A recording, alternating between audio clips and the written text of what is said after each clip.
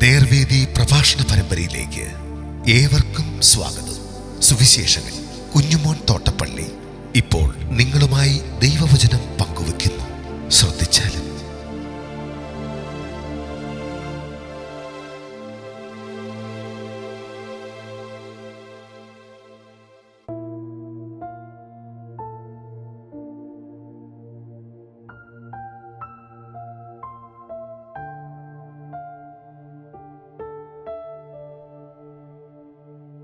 യഹെസ്കേൽ പ്രവചനം 8-ാം അധ്യായം. ഞാൻ വായിക്കുന്നത് ശ്രദ്ധിച്ചാലും. 6-ാം ആണ്ട് 6-ാം മാസം 5-ാം തീയതി ഞാൻ വീട്ടിൽ ഇരിക്കുകയും യഹൂദ മൂപ്പന്മാർ എന്റെ മുമ്പിൽ ഇരിക്കുകയും ചെയ്തപ്പോൾ അവിടെ യഹോവയായ കർത്താവിന്റെ കൈ എന്റെ മേൽ വന്നു. അപ്പോൾ ഞാൻ മനുഷ്യ സാദൃശ്യത്തിൽ ഒരു രൂപം കണ്ടു. അതിന്റെ അരമുതൽ കീഴോട്ട് തീ പോലെയും അരമുതൽ മേലോട്ട് ശുക്ല സ്വർണത്തിന്റെ പ്രഭ പോലെയുമായിരുന്നു. അവൻ കൈ പോലെ ഒന്ന് നീട്ടി എന്നെ തലമുടിക്ക് പിടിച്ച് ആത്മാവ് എന്നെ ഭൂമിയുടെയും ആകാശത്തിന്റെയും മധ്യ ഉയർത്തി ദിവ്യ ദർശനങ്ങളിൽ യെരുശലേമിൽ വടക്കോട്ടുള്ള അകത്തെ വാതിൽക്കൽ കൊണ്ടുവന്നു. അവിടെ തീഷ്ണത ജനിപ്പിക്കുന്ന തീഷ്ണതാ ബിംബത്തിന്റെ ഇരിപ്പിടം ഉണ്ടായിരുന്നു. അവിടെ ഞാൻ സമഭൂമിയിൽ കണ്ട ദർശനം പോലെ ഇസ്രായേലിന്റെ ദൈവത്തിന്റെ മഹത്വം ഉണ്ടായിരുന്നു. അവൻ എന്നോട്, മനുഷ്യപുത്ര, തലപൊക്കി വടക്കോട്ട് നോക്കുക എന്ന് കൽപ്പിച്ചു. ഞാൻ തലപൊക്കി വടക്കോട്ട് നോക്കി. യാഗപീഠത്തിന്റെ വാതിലിന് വടക്കോട്ട് പ്രവേശനത്തിങ്കിൽ തന്നെ ആ തീഷ്ണ ബിംബത്തെ കണ്ടു. അവൻ എന്നോട്, മനുഷ്യപുത്ര, അവർ ചെയ്യുന്നത് ഞാൻ എന്റെ വിശുദ്ധ മന്ദിരം വിട്ടു പോകേണ്ടതിന് ഇസ്രായേൽ ഗൃഹം ഇവിടെ ചെയ്യുന്ന മഹാമ്ലേച്ഛതകൾ തന്നെ നീ കാണുന്നുവോ? ഇതിലും വലിയ മ്ലേച്ഛതകളെ നീ കാണും എന്നരുളി ചെയ്തു. അവൻ എന്നെ പ്രാകാരത്തിന്റെ വാതിൽക്കൽ കൊണ്ടുപോയി. ഞാൻ നോക്കിയപ്പോൾ ചുവരിൽ ഒരു ദ്വാരം കണ്ടു. അവനെന്നോട്, മനുഷ്യപുത്ര, ചുവർ കുത്തി തുറക്കുക എന്ന് പറഞ്ഞു. ഞാൻ ചുവർ കുത്തി തുറന്നപ്പാറെ ഒരു വാതിൽ കണ്ടു. അവൻ എന്നോട്, അകത്ത് ചെന്ന് അവർ ഇവിടെ ചെയ്യുന്ന വല്ലാത്ത മ്ലേച്ഛതകളെ നോക്കുക എന്ന് കൽപ്പിച്ചു. അങ്ങനെ ഞാൻ അകത്ത് ചെന്ന് വെറുപ്പായുള്ള ഓരോ തരം ഇഴജാതികളെയും മൃഗങ്ങളെയും ഇസ്രായേൽ ഗൃഹത്തിന്റെ സകല വിഗ്രഹങ്ങളെയും ചുറ്റും ചൂരന്മേൽ വരച്ചിരിക്കുന്നത് കണ്ടു. അവരുടെ മുമ്പിൽ ഇസ്രായേൽ ഗൃഹത്തിന്റെ മൂപ്പന്മാരിൽ 70 പേരും ശാഫാന്റെ മകനായ യയസന്യാവ് അവരുടെ നടുവിൽ ഓരോരുത്തൻ കയ്യിൽ ധൂപകലശം പിടിച്ചുകൊണ്ടു നിന്ന് ധൂപ മേഘത്തിന്റെ വാസന പൊങ്ങിക്കൊണ്ടിരുന്നു. അപ്പോൾ അവൻ എന്നോട്, മനുഷ്യപുത്ര, ഇസ്രായേൽ ഗൃഹത്തിന്റെ മൂപ്പന്മാർ ഇരുട്ടത്ത് ഓരോരുത്തൻ താന്റെ ബിംബങ്ങളുടെ അറകളിൽ ചെയ്യുന്നത് നീ കാണുന്നുവോ? യഹോവ നമ്മെ കാണുന്നില്ല, യഹോവ ദേശത്ത് വിട്ടുപോയിരിക്കുന്നു എന്നവർ പറയുന്നു എന്നരുളി ചെയ്തു. അവർ ഇതിലും വലിയ മ്ലേച്ഛതകളെ ചെയ്യുന്നത് നീ കാണും എന്നും അവൻ എന്നോട് അരുളി ചെയ്തു. അവൻ എന്നെ യഹോവയുടെ ആലയത്തിൽ വടക്കോട്ടുള്ള വാതിലിന്റെ പ്രവേശനത്തിങ്കൽ കൊണ്ടുപോയി. അവിടെ സ്ത്രീകൾ തമ്മൂസിനെ കുറിച്ച് കരഞ്ഞുകൊണ്ട് ഇരിക്കുന്നത് ഞാൻ കണ്ടു. അവൻ എന്നോട്, മനുഷ്യപുത്ര, നീ കാണുന്നുവോ? ഇതിലും വലിയ മ്ലേച്ഛതകളെ ഇനിയും കാണും എന്ന് അരുളി ചെയ്തു. അവനെന്നെ യഹോവയുടെ ആലയത്തിന്റെ അകത്തെ പ്രാകാരത്തിൽ കൊണ്ടുപോയി. യഹോവയുടെ മന്ദിരത്തിന്റെ വാതിക്കൽ മണ്ഡപത്തിനും യാഗപീഠത്തിനും നടുവേ ഏകദേശം 25 പുരുഷന്മാർ തങ്ങളുടെ മുതുക് യഹോവയുടെ മന്ദിരത്തിന്റെ നേരെയും മുഖം കിഴക്കോട്ടും തിരിച്ചുകൊണ്ട് നിന്നിരുന്നു. അവർ കിഴക്കോട്ട് നോക്കി സൂര്യനെ നമസ്കരിക്കുകയായിരുന്നു. അപ്പോൾ അവൻ എന്നോട്, മനുഷ്യപുത്ര, നീ കാണുന്നുവോ?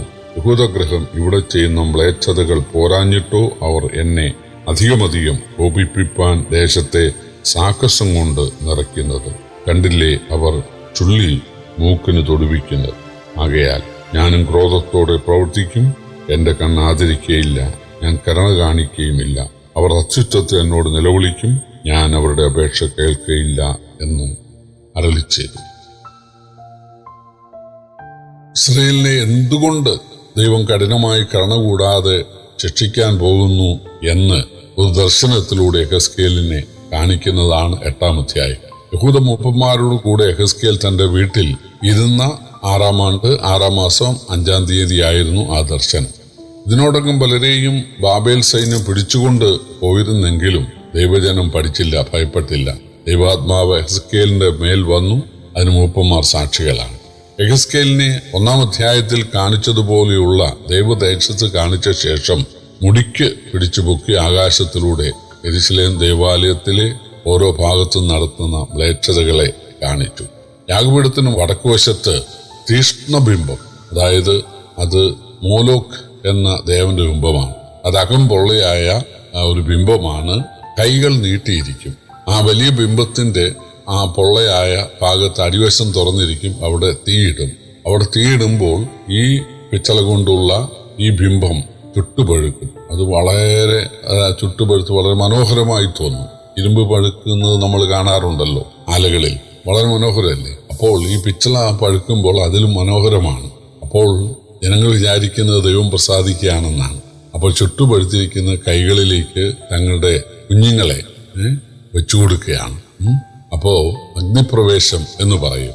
അപ്പോ ആ കുഞ്ഞുങ്ങൾ പിടഞ്ഞ് അത് ചാരമായിട്ട് മാറുമ്പോൾ മോലോക്ക് എന്ന ദൈവം അവരിൽ പ്രസാദിക്കും എന്നാണ് കരുതുന്നത്.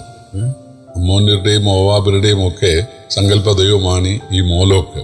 പക്ഷെ ഇസ്രയേല് അതിനെ യെരൂശലേം ദേവാലയത്തിൽ യാഗപീഠത്തിന് അടുക്കൽ കൊണ്ടുവന്ന് വെച്ചിരിക്കുകയാണ്. അതാണ് ദൈവം എങ്ങനെ ക്ഷമിക്കും? യാഗപീഠത്തിന് വടക്കുവശത്ത് ആ മ്ലേച്ഛ ബിംബം അവർ കൊണ്ട് സ്ഥാപിച്ച് തങ്ങളുടെ കുഞ്ഞുങ്ങളെ അവര് ആ മോലോക്കിന് യാഗം അർപ്പിക്കുകയായിരുന്നു. ദേവാലയത്തിനകത്ത് ഇഴജാതി, നാൽക്കാലി തുടങ്ങിയ നിലയിലുള്ള ജാതീയ വിഗ്രഹങ്ങളുടെ മ്ലേച്ഛമായ ചിത്രങ്ങൾ, അതായത് കൊച്ചുകുട്ടികൾക്ക് കാണാൻ പറ്റാത്ത നിലയിലുള്ള ചുവർ ചിത്രങ്ങൾ അവർ വരച്ചിരിക്കുകയായിരുന്നു. ഇസ്രായേൽ മൂപ്പന്മാരായ 70 പേരും ശാഫാന്റെ മകനായ യയസന്യാവ് എന്ന പുരോഹിതനും അവിടെ വിഗ്രഹങ്ങൾക്ക് ധൂപം കാട്ടുന്നുണ്ടായിരുന്നു. അവർ ഇരുട്ടിന്റെ മറവിൽ അന്യദൈവങ്ങളെ പ്രസാദിപ്പിക്കാൻ മ്ലേച്ഛ കാര്യങ്ങൾ ആ ദേവാലയത്തിനകത്ത് ചെയ്യുകയായിരുന്നു. അപ്പോൾ സ്ത്രീകൾ ഒരു മൂലയ്ക്കിരുന്ന് മ്ലേച്ഛ വിഗ്രഹമായ തമ്മൂസിനെ ആരാധിക്കുകയാണ്. തമ്മൂസിന് മുമ്പാകെ കരഞ്ഞ് നിലവിളിക്കുകയാണ്. യാഗപീഠത്തിനടുത്ത് 25 പുരുഷന്മാർ കിഴക്കോട്ട് നോക്കി സൂര്യനെ ആരാധിക്കുകയാണ്. ഇസ്രായേൽ ഉന്മൂലനാശത്തിന് പാകമായിരിക്കുന്നു. അവർ എത്ര ഉച്ചത്തിൽ നിലവിളിച്ചാലും ഞാൻ കേൾക്കയില്ല. അവരെ അവരുടെ പ്രവൃത്തിക്ക് തക്കവണ്ണം ഞാൻ ശിക്ഷിക്കും. അതിന്റെ കാലം തികഞ്ഞിരിക്കുന്നു. അവർ ചെയ്തതിന് തക്കവണ്ണം ഞാൻ ചെയ്യും എന്നാണ് ദൈവം പറഞ്ഞത്.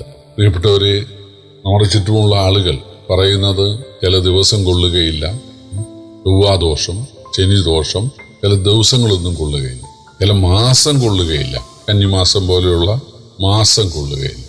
അതുപോലെ നേരമൊക്കെ ഉണ്ട്. രാവിലെ ചില സമയമൊക്കെ രാഹുദോഷം അതൊക്കെയുണ്ട്. അതുപോലെ ചില ദിക്ക് കൊള്ളത്തില്ല, തെക്ക് ഒന്നും കൊള്ളത്തില്ല. അതുപോലെ ചില ആളുകൾ, ചില ജാതിക്കാർ, ചില മതക്കാർ അവരെ കണി കാണാൻ, ദർശനം അവര് കാണാൻ പാടില്ല. അതുപോലെ പല്ലിയെ, പാറ്റയെ, എലിയെ എന്ന് വേണ്ട ചില ജീവികൾ, അതിന്റെ ശബ്ദം ഒക്കെ നമ്മൾ കേൾക്കാൻ, ചില പക്ഷികൾ ചലിച്ചാൽ, പട്ടി ഊലി കൂവുന്നത് കേട്ടാൽ അതൊക്കെ ശാപമാണ്, അതെല്ലാം ദോഷമാണ്, അതുകൊണ്ടൊക്കെ അനർത്ഥം ഉണ്ടാകും എന്നൊക്കെയാണ്.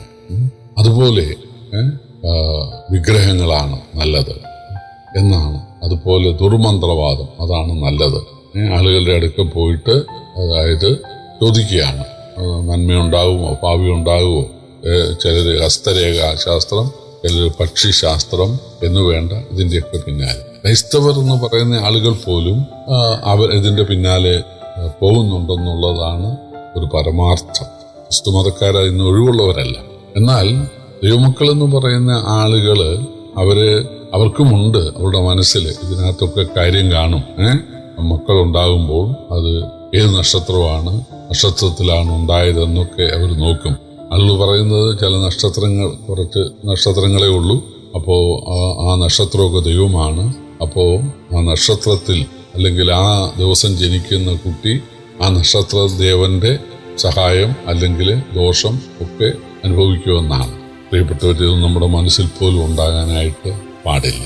നമ്മുടെ മനസ്സിൽ എപ്പോഴും ഞാൻ യഹോവയെ എപ്പോഴും മുമ്പിൽ വെച്ചിരിക്കുന്നു, പണ്ട് വലത്തുഭാഗത്തുള്ളതുകൊണ്ട് ഞാൻ കുലുങ്ങിപ്പോകുകയില്ല എന്ന് വായിക്കുന്നത് പോലെ യേശു പറഞ്ഞ് ഞാനോ ലോകാവസാനത്തോളം എല്ലാ നാളും നിങ്ങളോട് കൂടെയുണ്ട്. ഇത്രയും ശക്തനായ യേശു നമ്മോട് കൂടി ഇരിക്കാമെന്ന് പറയുമ്പോൾ എന്തിന് ഈ അബദ്ധത്തിന്റെ പിന്നാലെ അത് പോകണം? അല്ലെങ്കിൽ അത് ചിന്തിക്കണം.